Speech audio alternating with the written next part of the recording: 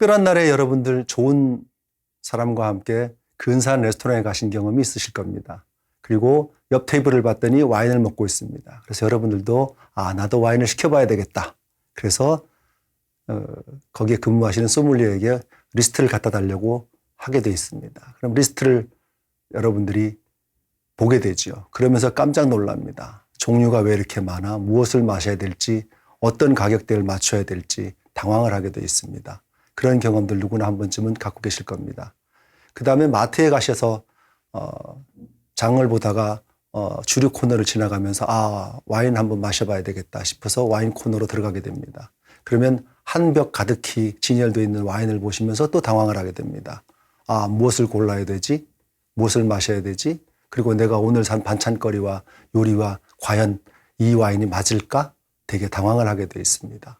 이런 경험 한두 가지들은 모두가 갖고 계시는 거죠. 또 그리고는 용기를 내서 추천을 받아서 와인을 가지고 막상 사서 왔습니다. 집에 왔는데 막상 와인을 어떻게 따야 될지 어떻게 열어야 될지 모르는 경험을 또 하시게 됩니다. 저 역시 마찬가지 경험을 여러분들과 똑같은 경험을 했습니다. 처음에 이 업계에 들어와서 와인 용어 때문에 당황을 했고 익숙치 않은 와인 문화와 식탁 테이블 문화 때문에 당황을 했습니다. 그리고 어차피 저는 이 와인 업계에 들어왔으니 와인을 좀 더 그래도 여러분들보다는 취미로 즐기는 게 아니라 팔아야 되기 때문에 좀 더 열심히 공부를 하게 됐는데, 그래서 이걸 좀 더 즐겁고 편하게 여러분들이 가깝게 다가갈 수 있게끔 할 수 있는 방법을 저 나름대로는 연구를 해보았습니다. 이번 강의에서는 이 과정을 통해서 여러분들께서는 마트에서 와인을 어떻게 사는가부터 시작해서 와인에 대한 역사, 그리고 각 나라별로 그 많은 다양한 와인들에 대한 종류와 그 맛을 보고 향과 맛을 즐기는 방법, 이런 것들을 공부하게 될 겁니다. 그리고 또한 여러분들과 함께 마지막 시간에는 그 와인을 어떤 음식과 먹으면 좋을까에 대한 것까지 여러분들과 함께 알아보도록 하게 됐습니다.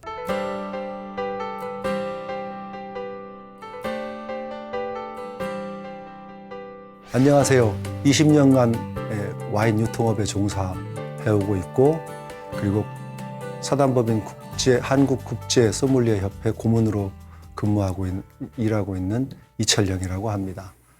이 와인에 대한 강좌를 하게 되면 여러분들마다 물어보는 질문이 두 가지가 있습니다. 그 질문이면 하나는 가장 비싼 와인이 뭐냐? 반드시 나오는 질문입니다. 두 번째는 가장 맛있는 와인이 뭐냐? 이 두 가지 질문은 누구나 궁금하고 누구나 물어봅니다. 그럼 첫 번째 질문, 가장 비싼 와인이 무엇이냐라는 질문에 대해서는 물어보면 저는 비싼 와인은 없다라고 얘기를 합니다. 이유인즉슨 이렇습니다. 지금 현재까지 제일 비싼 와인은 두 가지가 존재를 합니다. 하나는 뭐냐면 기준에 따라 달라지는데, 하나는 매년 생산되는 와인이 평균적으로 전 세계적으로 제일 비싸게 팔리는 와인이 있을 수 있습니다. 두 번째는 옥션 같은 경매를 통해서 제일 비싸게 팔리는 와인이 있습니다. 그렇기 때문에 어느 게 제일 비싸다고 얘기하기가 좀 기준에 따라 달라지기 때문에 그런데, 우선 매년 생산되는데 전 세계적으로 가장 비싸게 팔리는 와인이 있습니다. 여러분도 아시는 로마네 꽁띠입니다. 영인의 밥집처럼 로마네 꽁띠입니다. 그래서 로마네가 콩트를 해? 이렇게 외우는 방법도 하나 있습니다. 그래서 로마네 꽁띠인데, 이 와인은 프랑스 부르고뉴에서 생산이 되는 와인입니다. 축구장만한 약 3,000평 정도 되는 포도밭에서 연간 한 3,000병에서 5,000병이 생산이 됩니다. 근데 그 와인 가격이 한 15년 전쯤에는 우리나라에 수입을 하게 되면 한 병당 가격이 1,700만 원 정도 됐습니다. 근데 지금은 그게 3,000만 원에 가 있습니다. 이 와인이 매년 제일 비싸게 팔리는 와인 중에 하나입니다. 근데 문제는 이 와인을 국내에서 한 병만 살 수 있느냐? 쉽지가 않습니다. 보통 이 와이너리에 생산하는 11가지의 다른 와인들과 섞어서 사야 그 한 병을 살 수가 있어집니다. 그러면 아마 토탈리 전부 하게 되면 한 5천만 원 이상을 여러분들이 지불을 하셔야 그 와인을 구매하실 수가 있습니다. 두 번째는 옥션에 들어간 와인입니다. 옥션에서 가장 비싸게 팔린 2021년 현재까지, 작년 말 현재까지 제일 비싸게 팔린 와인은, 경매된 와인은 역시 로마네 꽁티입니다. 1945년 빈티지입니다. 소더비 경매에서 2018년 소더비 경매에서 750ml 요만한 크기의 와인 한 병이 55만 8천 달러에 팔렸습니다. 우리 돈으로 따지면 약 6억 5천만 원입니다. 근데 이 1945년산은 2차 세계대전 말기다 보니까 딱 600병만 생산되었다고 합니다. 그 해에는.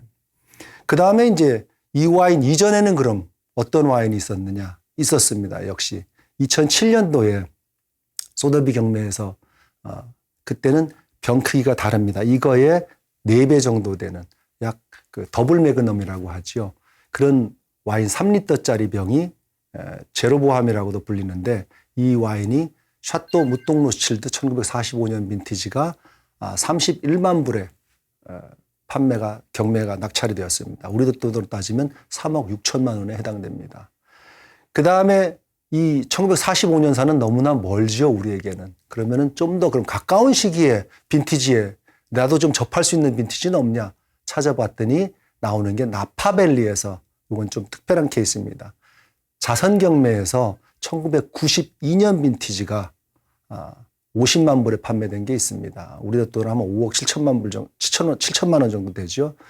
여기에 이 와인은 미국산 와인입니다. 프랑스산 와인이 아니라 미국산의 스크리밍 이글 까베르네 쇼비뇽이라는 와인인데 이 와인이 50만 불에 낙찰이 되었었습니다. 자, 그럼 지금까지 이 세 가지 와인은 다 일반 레드 와인입니다. 우리가 거품이 없는 와인이죠. 그럼 우리가 여러분들이 알고 계시는 샴페인이라는 쪽에 또 와인이 있습니다.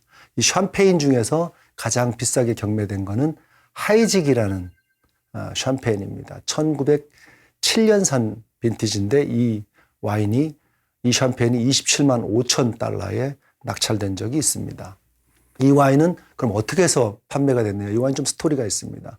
로마 황제 시절에 그 니콜라스 2세한테 납품을 하려고 가던 배가 1차 세계대전 중에 그 독일의 잠수함에 의해서 어뢰를 맞고 침몰을 하게 됩니다. 이 배가 물속에 오랫동안 잠겨져 있었던 거죠.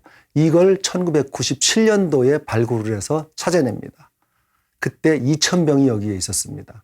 그 와인이 심해 깊숙이서 온도 변화 없이 햇빛 받지 않고 잘 보관이 돼 있었기 때문에 그 와인이 건져져서 낙찰이 된 거죠. 어찌 보면 맛보다는 그 가치에 대한, 희귀성에 대한 그 맛을, 향을 느껴보고 싶었던 거겠라고 생각이 됩니다. 여러분들이 보시는 것처럼 이 비싼 와인들은 일반적으로 평균적으로 비싼 건 아까 로마네 꽁띠가 있었지만 일반적으로 비싼 와인들의 대표적인 것들이 프랑스 보르도의 5대 샤또가 있습니다. 1855년도에 그 등급이 제정되면서 만들어진 와인들인데 이 와인이 여러분들이 아신 샤또 오브리옹, 샤또 라뚜르, 샤또 마고, 샤또 라핏 로스칠드 그리고 샤또 무똥 로스칠드입니다. 본래 처음에는 4가지만 1등급이었다가 마지막 1973년도에 샤또 무똥 로스칠드가 1등급으로 승급이 되면서 166년 만에 처음으로 등유가 바뀐 유일한 와인입니다. 하면서 5가지가 되었죠. 그 다음에 또 세계 명품 와인들이 또 있습니다. 뭐가 있냐면 샤또 페트루스라고 같은 보르도 내에 오른쪽 언덕에 뽀므롤이라는 지역에 생산되는 와인이 있고요. 그 다음에 샤또 디겜이라고 달콤한 와인 중에서 최고 봉을 자랑하죠. 이 와인은 소테른 지역에서 납니다. 같은 보르도 지역에 있는 겁니다. 그 다음에 여러분들이 아시는 그 로마네 꽁띠가 생산하는 몽라쉐라는 화이트 와인, 그 다음에 로마네 꽁띠, 그 다음에 미국의 스크리밍 이글 같은 컬트 와인이라고 불리는 와인들이 비싼 와인이 있고 오늘날에는 전 세계 각국에서 이런 명품 울트라 프리미엄 와인이라고 불리는 와인들이 존재를 합니다. 그럼 비싼 와인들은 너무나 먼 당신이고 우리는 매일 와인을 마시는데 어떻게 이렇게 매일, 부자들도 이걸 매일 마시지는 못합니다. 그럼 이 와인 문화는 그 많은 술 중에서 왜 하필이면 와인이 자꾸 이렇게 전 세계적으로 퍼지면서 만국 음식 공통어가 돼가고 있을까요? 영어가 세계 공용어인 것처럼 음식 공용어에는 와인이 존재를 합니다. 이 와인이 세계적인 음식 공용어가 된 이유에는 첫째, 우선 이걸 마시는 사람들은 와인이 술 중에서 좋은 이미지를 줍니다. 그리고 사회적인 지위를 나타내 줍니다. 이 와인 문화가 옛날에는 사실은 귀족들만, 왕족들만이 즐기는 문화였습니다. 이것이 점점 더 인류 보편적으로 경제 수준이 올라가면서 대중화되기 시작했다는 겁니다. 물론 귀족도 사라진 거죠, 역사적으로. 그로 말미암아 이 와인 문화는 계속 전 세계적으로 퍼져서 오늘날에는 우리나라에까지 또 오고 전 세계적으로 점점 퍼져서 사실은 비생산국인 나라들조차까지도 파고 들어가서 지금 전 세계적인 음식 공용어가 돼 있는 셈입니다. 자, 그럼 이런 좋은 와인을 배우는 접근하는 방법이 있겠죠. 와인을 접근하는 방법은 크게 보면 모든 문화가 마찬가지지만 두 가지 방법이 있습니다. 하나는 뭐냐면 아카데믹하게 학구적으로 접근하는 방법입니다. 또 하나는 몸으로 때우면서 그냥 가는 접근하는 방법, 무식하게 접근하는 두 가지가 있습니다. 대개 이제 한국 분들 중에서는 우리가 와인 문화가 처음 들어올 때 2000년 초반에는 대개 저희도 학구적으로 접근을 했습니다. 왜? 우선 와인이 구하기가 어려웠습니다. 파는 곳이 한정되어 있었던 거죠. 고급 호텔이나 레스토랑. 심지어는 여러분들이 지금 흔하게 볼 수 있는 마트에서 팔지 않았습니다. 마트에서 와인 코너를 본격적으로 만들기 시작한 게 2005년부터입니다. 그전에는 여러분들이 와인 구하시기가 어려웠습니다. 지금 2020년 지금 현실에서는 여러분들은 후자 방법을 택하시는 게 좋습니다.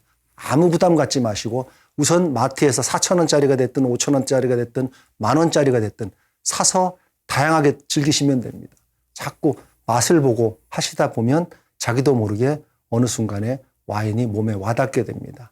그 다음에 조금 더 이제 진도가 나가시면 몸으로 이제 체험적으로 가다가 세 번째 다시 공부를 하게 됩니다. 좀 더 그때는 좀 더 깊이 있고 다양하게. 왜? 내가 몸으로 체득한 게 있으니까 내가 수긍하고 긍정할 수 있는 것들이 그 안에 책 내용에 많이 나오다 보니까 이 책도 좀 더 나에게 다가오기가 이해하기가 좀 더 쉬워지는 거죠. 여러분들 맛을 책으로만 봐서는 도저히 느낄 수가 없습니다. 왜? 내가 알고 있는 맛밖에 기억을 못하는 거죠. 전혀 새로운 음식에 대한 맛은 책 보고 알 수 있는 게 아니죠. 그 다음에 옛날보다 환경이 훨씬 좋은 건 뭡니까? 오늘날 인터넷에서 검색만 하면 다 뜹니다. 그렇게 와인을 공부해 나가시면 됩니다. 21세기부터는 우리나라도 이제는 와인을 여러분들이 몸으로 체험적으로 접근을 시작해야 됩니다. 자, 그러면 우선 사러 가야 되겠죠. 와인을 쇼핑하는 방법입니다. 우선 쇼핑을 할 때는 구매하기 전에 우선 결정을 해야 됩니다. 뭐냐 하면 내가 오늘 어떤 상황에서 이 와인을 마시고 싶은지 그리고 어떤 음식과 마실 건지를 우선 고민을 하셔야 됩니다. 와인만 마실 건지 음식과 마실 건지 누구와 마실 건지 어떤 상황에서 마실 건지를 고민을 하셔야 됩니다. 그 다음에는 두 번째는 역시 돈이죠. 경제적으로 내가 예산을 정해야 됩니다. 내가 오늘 3만 원짜리를 살 건지 아니면 5만 원짜리까지 쓸 수 있는 건지 아니면 좀 더 특별한 날이라서 내가 10만 원짜리는 쓸 수 있다 라고 하실 건지 이 결정을 우선 두 가지를 결정을 하십시오. 가까운 편의점을 가셔도 좋고 마트를 가도 좋습니다. 다만 많은 걸 보다 선택권을 넓게 가지시려면 마트나 백화점 쪽이나 또는 와인 전문점으로 가셔야 되겠죠. 드디어 와인을 본격적으로 골라야 되는 타이밍이 왔습니다. 그럼 여러분들 와인을 어떻게 골라야 될까요? 와인은 병 모양과 라벨을 보면 거의 정보를 7, 80%를 아실 수가 있습니다. 그래서 지금 와인 병을 보면서 실제로 설명을 드리도록 하겠습니다. 자, 여기 보시는 것처럼 와인 우선 병에 설명을 드리면 여기가 입구 부분이 되겠죠. 그 다음에 이걸 병목이라고 그럽니다. 이걸 병어깨라고 그러고요. 그 다음에 밑에 이게 본 몸통이게 되겠죠. 그 다음에 와인병 밑에 보게 되면 오목하게 들어간 부분이 있습니다.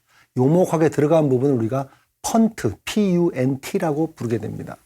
병 보시게 되면 어깨가 이렇게 있는 애가 있고 어깨가 밋밋하게 없는 애가 있습니다. 그러면 이렇게 어깨가 있는 애는 우리가 보르도 스타일 병이라고 부르고 어깨가 없는 애를 부르고뉴 스타일이라고 부릅니다.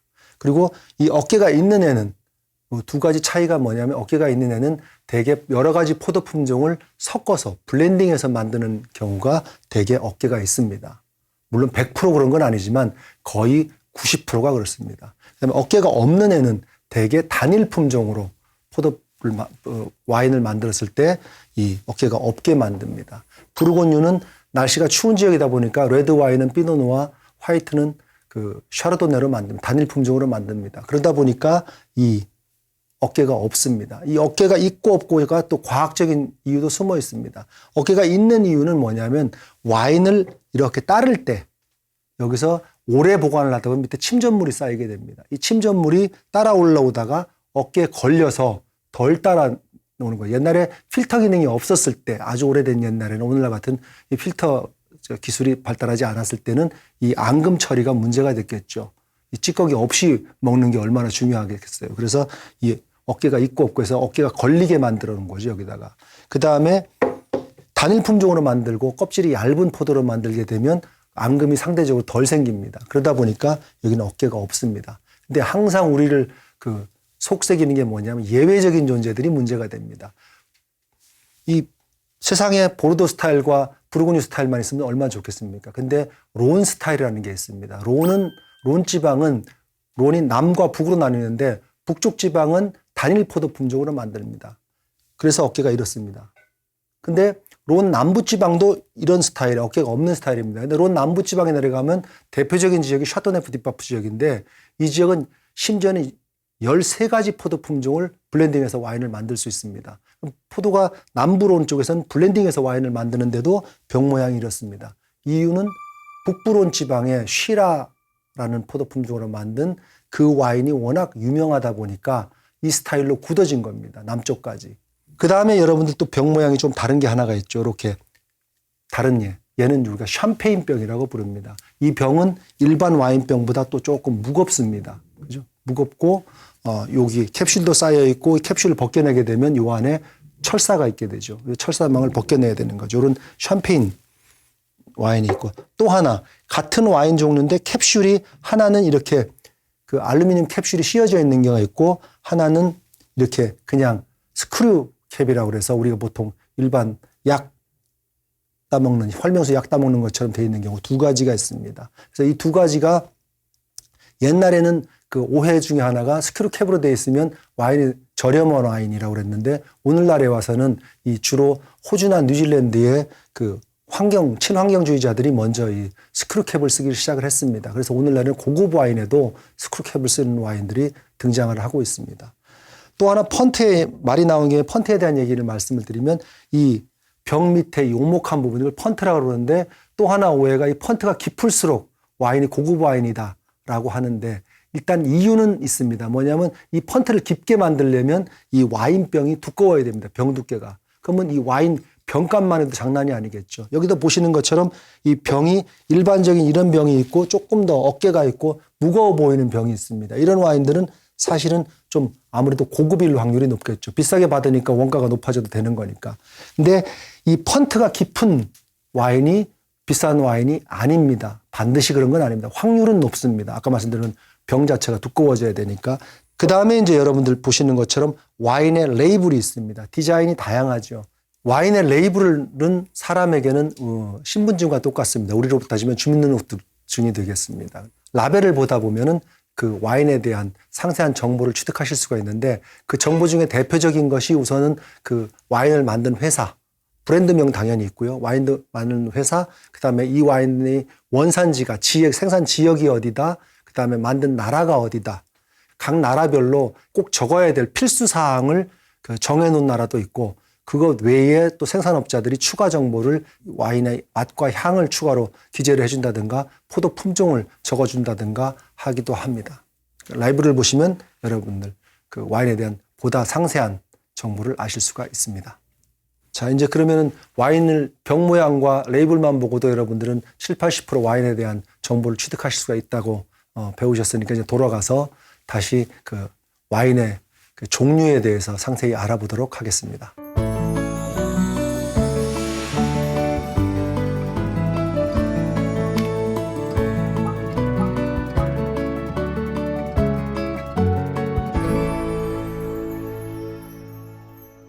지금부터는 이제 라벨 보는 법을 보셨으니까 이제 와인을 어느 종류를 사야 될까가 이제 골라야 되겠죠. 자, 어느 종류를 사야 될지 봅니다. 우선 색깔을 보시는 방법이 있습니다. 그 제일 눈에 띄죠. 색깔로 보게 되면 여러분들이 아실 수 있는 화이트, 레드, 그리고 분홍빛의 로제가 있습니다. 말이 분홍빛이지 얘가 이 로제가 장밋빛이 아니라 여러 가지 스펙트럼이 다양합니다. 황금빛부터 시작해서 아주 루비 색깔까지 좀 다양하게 존재를 하지만 어쨌든 화이트, 로제, 레드 이렇게 세 가지가 색깔별로 구분이 되게 되어 있습니다. 색깔만 다른 게 아니라 포도 품종도 다릅니다. 화이트 포도 품종으로 만드는 걸 화이트 와인, 레드 품종으로 만드는 건 레드 와인. 로제 와인은 어떻게 만드느냐? 화이트와 레드를 섞어서 만든다고 보통 생각들을 하시는데 섞는 게 아닙니다. 블렌딩 하는 게 아니라 레드 와인 품종을 가지고 레드 와인도 여러분들 화이트 와인하고 똑같이 과육 색깔은 똑같습니다. 흰색이 되는 거예요. 투명한 거죠. 이 과육 색깔인데 결국 레드 와인은 포도 빨간 껍질에서 그 껍질 색깔을 추출해내는 겁니다. 이 우리 추출해내는 거를 껍질을 담궈둔다고 그러는데 이 담궈두는 걸 우리가 침용이라고 그러고 마세레이션이라고 부릅니다. 이 마세레이션 기간을 발효기간 내내, 발효기간이 보통 한 보름쯤 됩니다. 2주쯤 되는데 발효기간 내내 담궈두면 레드 와인이 되는 거고 하루나 뭐 보통 한 8시간에서 그 24시간 정도 살짝 담궈뒀다가 건져내면 색깔만 약간 빠지는 거죠. 그렇게 된 게 로제 와인이 됩니다. 양조자들마다 다 방법이 달라지는 거죠. 그 화이트 와인 같은 경우는 여러분들 색깔이 청포도니까 그 껍질을 담궈둬도 색깔은 하얗습니다. 추출이 안 되는 거죠. 색깔 추출이.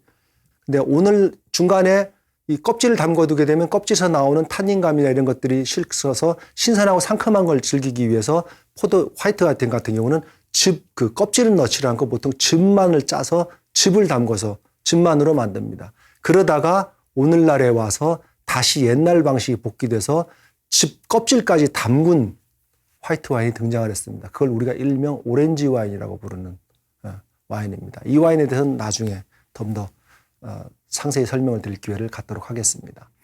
그 다음에 기포 유무에 따라서 즉 거품이 있느냐 없느냐 우리가 거품이 없는 와인을 좀 더 유식한 말로는 우리가 비발포성 와인, 거품이 나는 와인을 발포성 와인이라고 부르는데 비발포성 와인을 영어로는 스틸 와인, STILL 와인입니다. STEL이 아닙니다. 철강이 아니라 스틸. 그 다음에 거품이 나는 걸 스파클링 와인이라고 우리가 보통 부르지요. 스파클링 와인 중에 프랑스의 샹파뉴 지방에서 생산되는 3기압 이상의 스파클링 와인만을 샴페인이라고 부르도록 유럽에서 상표법을 정해버렸습니다. 그래서 지적 소유권이 프랑스 샹파뉴 지방에 있습니다. 보통 거품 나는 걸 샴페인이라고 부르는데 샴페인이라고 부르시면 안 됩니다. 뭐 불러도 상관은 없습니다. 근데 뭐 어떡하겠습니까? 내가 편하다는데. 맛을 봤더니 단 와인이 있고 달지 않은 와인이 있습니다. 우리가 단 와인은 스윗 와인이라고 그러죠. 그럼 달지 않은 와인은 쓴 와인 이렇게 되나요? 그러면 비터 와인. 우리 스윗의 반대는 비터인데 이렇게 배웠는데 영어에서는 와인에서는 이게 그렇게 안 됩니다. 드라이 와인이라고 불립니다. 그러니까 달지 않은 와인은 우리가 보통 산도가 높죠. 신맛이 납니다. 그래서 우리가 달지 않은 와인은 드라이 와인이라고 부릅니다. 그래서 우리가 그 와인 용어에서도 당도에 따라서 스윗 와인과 드라이 와인으로 나뉩니다. 이 정도에 따라서 보통 5 스케일, 그러니까 5가지 그 스케일로 나눠서 아주 단 와인, 아주 달지 않은 와인 이렇게 구분을 하죠. 그 다음에 또 아주 특이한 와인들이 있습니다. 만드는 그 방법에 있어서 그 귀부 와인이라고 불리는 우리가 노블 라트라고 해서 귀하게 썩었다라는 부패됐다 그래서 귀하게 썩었다 부패할 부자를 씁니다. 사실 부패한 게 아닌데 부패다. 이건 뭐냐면 귀부 와인은 그 포도알을 그 특별한 곰팡이가 거기에 그 포도알에 맺히게 되면 그 포도알 껍질에 구멍이 뚫립니다. 그러면서 그 구멍을 통해서 그 수분이 날아갑니다. 그래서 건포도화 돼요. 그러니까 포도나무에 달린 채로 건포도화 됩니다. 그러면 요걸 따서 한 알 한 알 손으로 진짜 따서 만든 와인이 귀부 와인입니다. 아까 앞에 설명드렸던 그 샤또 뒷겜이라는 와인이 이 귀부 와인으로 만든 것 중에 최고봉인 거죠. 그래서 이건 곰팡이가 쓸다 보니까 단맛이 나고 한이향도 나고 하는데 와인의 모든 맛 중에서도 단맛도 있는데 또 다른 곰팡이로 말미암아 생긴 또 다른 향이 존재를 합니다. 그래서 아주 소중한 와인이 된 거죠. 그 다음에 아이스 와인이 있습니다. 아이스 와인은 단맛 나는 와인 중에서도 얘는 거꾸로 포도가 곰팡이가 먹은 게 아니라 포도를 얼립니다. 아예 포도나무에 있는 상태로 수분만 살짝 꺼내고 살짝 짜게 되면 그 남아있는 과즙이 조금 빠집니다. 이게 당도가 굉장히 응축되어 있는 거죠. 이걸로 와인을 만든 것이 아이스 와인입니다. 그래서 특별히 당도가 높은 와인 중에서 또 다른 2가지의 독특한 와인이 존재를 합니다. 그 다음에 이제 이 맛과 향에 따라서 와인을 구분하는데 그 바디감이라는 표현이 있습니다. 와인에서는 바디감이 뭐냐면 처음에 접근은 바디 몸이라는 뜻입니다. 이 바디가 뭐야? 몸이 뭘 느낌을 줘? 이런 건데 그게 아니고 입안에서 느껴지는 무게감입니다. 무게감이 여러분들 물과 우유와 미숫가루 마실 때 느낌이 다 다르죠. 우리가 물은 라이트, 그 다음에 우유는 미디엄, 그 다음에 미숫가루는 풀 바디가 되는 셈입니다. 와인으로 따지면서 와인을 드셨을 때 입에서 경쾌하고 가벼우냐, 아니면 얘가 뭔가 입안에 꺼끌꺼끌하게 거친 멋들이 좀 많이 있느냐에 따라서 결국 사람들의 입에서 느끼는 감각이 다른데, 그거에 따라서 나누는 게 라이트 바디, 미디엄 바디, 풀 바디, 크게 보면 이 세 가지로 나눠서 바디감을 느끼게 됩니다. 그래서 바디감에 따라서 와인을 또 나누게 됩니다.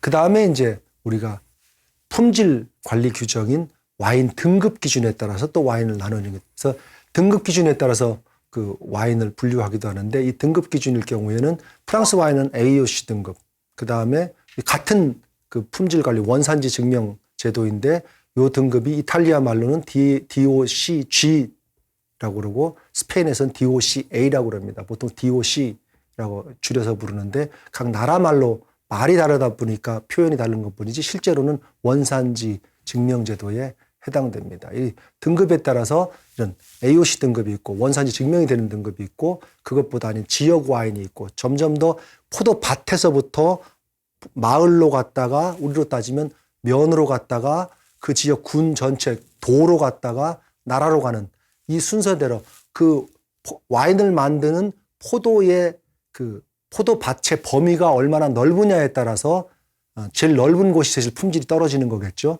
그래서 제일 넓은 것부터 시작해서 좁혀와서 밭으로까지 들어가는 이런 과정이 우리가 품질 관리 등급인데, 일반 등급에 따르면 우리가 이제 보통은 크게 나누면 테이블 와인, 우리가 일방적으로 먹는 등급이 없는 와인이 있고 등급이 있는 와인으로 크게 나뉘고, 등급 안에 다시 한 보통 2개 내지 3단계로 등급이 나뉘어지게 됩니다. 그래서 그 등급 와인이 있게 되고요. 와인에 대해서 여러분들 전반적으로 와인의 종류나 이런 것들에 대해서 아시게 됐으니까, 이제는 와인을 마트에 가셔서 사오셨을 때, 자, 이제 오픈을 해서 그 맛과 향의 세계를 즐겨보는 방법과, 그리고 그 와인에 대해도 예법이 있으니까 그 와인에 대한 매너와 에티켓에 대해서 배워보도록 하겠습니다. 다음 시간에는. 그럼 여러분들 일단 이번 주 다음 시간까지 와인을 실제로 많이 한번 가서 구경도 하시고 보시기도 하시고 마셔보시기도 하시고, 그리고 실제로 다음 시간에 같이 만나 뵈서 여러분들이 그 향과 맛의 세계 그리고 에티켓의 세계에 대해서 함께 알아보는 시간을 갖도록 하겠습니다. 네. 그럼 다음 시간에 뵙겠습니다. 감사합니다.